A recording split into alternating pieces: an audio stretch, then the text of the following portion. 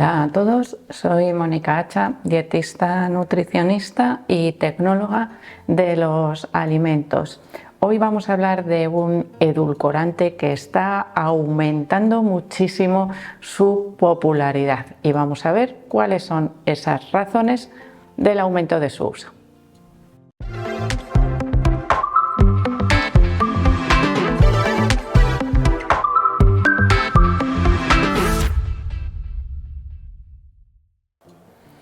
Cuando hablamos de edulcorantes populares tenemos que tener en cuenta que existen dos tipos de edulcorantes. Aquellos que son de origen artificial, que generalmente son acalóricos, es decir, no nos proporcionan ninguna cantidad de energía, de ahí que durante mucho tiempo hayan sido muy populares, aunque a día de hoy sabemos que también conllevan ciertos riesgos para la salud. Al igual, yo diría, me atrevo a decir que casi todo lo que es artificial y nuestro cuerpo puede tener una tolerancia máxima hacia su consumo para mantenerlo de manera segura.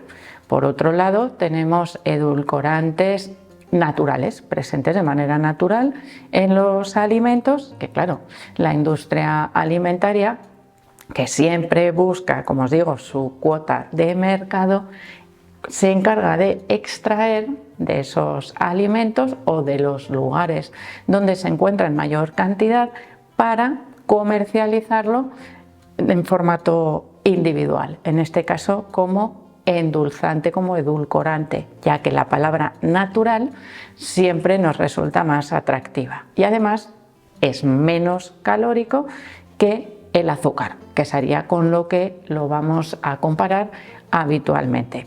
De ahí que estos endulzantes naturales formen parte habitual de la formulación de diferentes productos alimentarios, generalmente con sabor dulce, aunque en algunos casos también puede ayudar a mejorar las texturas de las masas, incluso cuando son saladas y podrían utilizarse en pequeñas cantidades. Bueno, este grupo de edulcorantes naturales incluiríamos por un lado la stevia y por otro lado los polioles, que son azúcares o carbohidratos, mejor dicho, porque no son ni azúcares ni alcoholes, son carbohidratos no fermentables que están presentes de manera natural en los alimentos. Y no os voy a hablar ni de la stevia, ni del sorbitol, ni del eritritol, sino que os voy a hablar del xilitol, que es un endulzante que está ganando bastante popularidad por algunas de sus propiedades beneficiosas y por lo tanto tenemos que saber cuáles son los pros, cuáles son los contras, de dónde se obtiene, porque como siempre os digo, tenemos que ser conscientes de lo que compramos y de lo que consumimos y no dejarnos vencer por cantos de sirena de propiedades beneficiosas de algunos alimentos para sustituir otros que pueden no estar causando problemas cuando su consumo es adecuado. La sustitución, por ejemplo, del azúcar por otros endulzantes para hacer ese mismo uso nos puede dar una falsa sensación de seguridad o de salud y realmente podemos estar aumentando el consumo de esos ingredientes, como os digo, porque tienen menos calorías o porque tienen menos efecto en la insulina. Ya os estoy hablando de algunos de esos efectos beneficiosos del xilitol, pero el más llamativo sería uno que además también lo aprovecha la industria alimentaria para vendernos algunos productos de manera más eficaz. Se trata de la prevención de la aparición de caries. El xilitol no es fermentable por la microbiota oral, por lo tanto no afecta a esa microbiota y no permite que crezcan ni que provoquen caries dentales. De hecho, los chicles que llevan xilitol se venden muchas veces como una ayuda para la prevención de la aparición de caries. Este xilitol tiene que venir reflejado en la etiqueta de esos chicles o de cualquier alimento, evidentemente, en el cual esté presente. El xilitol, habitualmente, el comercial, el que se vende extraído en su formato, vamos a decir como si fuese azúcar, se obtiene de la corteza de un árbol, en concreto del abedul. Aquí hay algo que igual os suena, porque os lo he contado en algunas ocasiones, y si no, pues ya sabéis, me dejáis en la cajita de los comentarios y os preparo también nuevos vídeos hablando de este tema. Las personas que presentan a veces algunas alergias alimentarias relacionadas con el consumo de fruta, hay unas alergias relacionadas también con el polen, en concreto con el polen del abedul, reacciones cruzadas con frutas de pepita o de hueso, se suelen llamar con manzanas, familia de las rosáceas, manzanas, peras, melocotones, y en este caso el xilitol, por restos también o sustancias que puede tener parecidas a estas familias, podría también asociarse a esas molestias gastrointestinales, a esas reacciones adversas. Así que precaución con el consumo de xilitol en personas que tengáis alergia a este tipo de frutas. Bueno, el xilitol está presente sobre todo en las ciruelas o en las fresas. En este tipo de frutas es donde se encuentra de manera natural en forma más abundante. Además de esa prevención de la caries dental, el xilitol puede ayudar a controlar mejor el peso si lo comparamos con el azúcar tradicional, ya que contiene un poco más de la mitad de las calorías.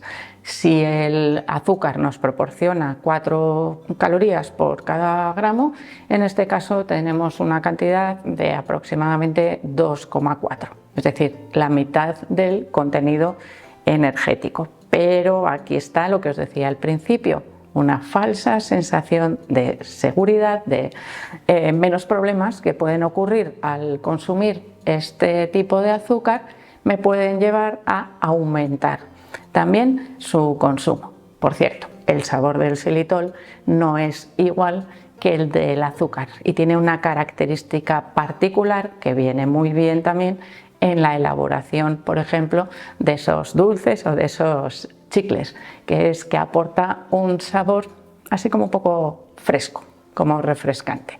Y en este caso, evidentemente, donde lo vayamos a utilizar como endulzante, nos va a provocar también una pequeña modificación del sabor.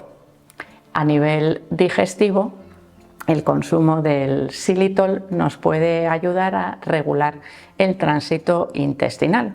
Puede resultar beneficioso para aquellas personas que tengan tendencia a sufrir estreñimiento. ¿Por qué? Porque acelera el tránsito intestinal. Esto es algo, por los chicles, porque es donde aparecen todas estas leyendas, porque utilizan bastante el xilitol, puede llegar a provocar diarrea si su consumo es elevado. Por lo tanto, ojo con las cantidades que se consumen de xilitol. Vamos a decir que la tolerancia máxima al consumo de cualquier tipo de poliol viene determinada por nuestro intestino, y con cualquiera de ellos, si sobrepasamos esa cantidad que nosotros toleramos, vamos a tener problemas asociados, por ejemplo, a la aparición de diarrea. En este caso, la cantidad máxima tolerada parece que es cercana a 500 miligramos, medio gramo, por kilogramo de peso al día.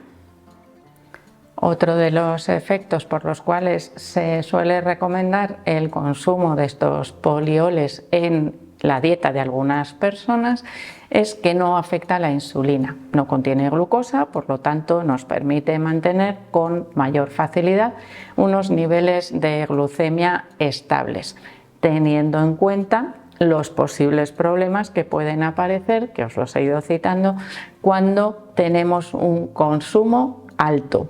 Y aquí vuelvo a insistir en esa falsa sensación de seguridad que puede ocurrir en las personas que tienen diabetes.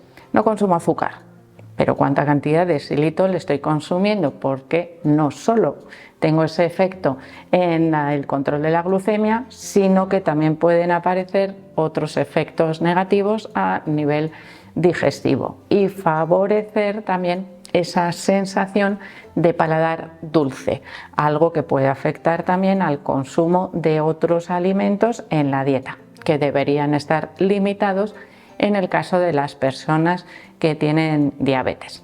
Y ahora un efecto un poco curioso que ha aparecido también en algún estudio científico. El consumo de, en este caso, chicles con xilitol se ha relacionado con una mejor prevención o una menor aparición de infecciones de oído.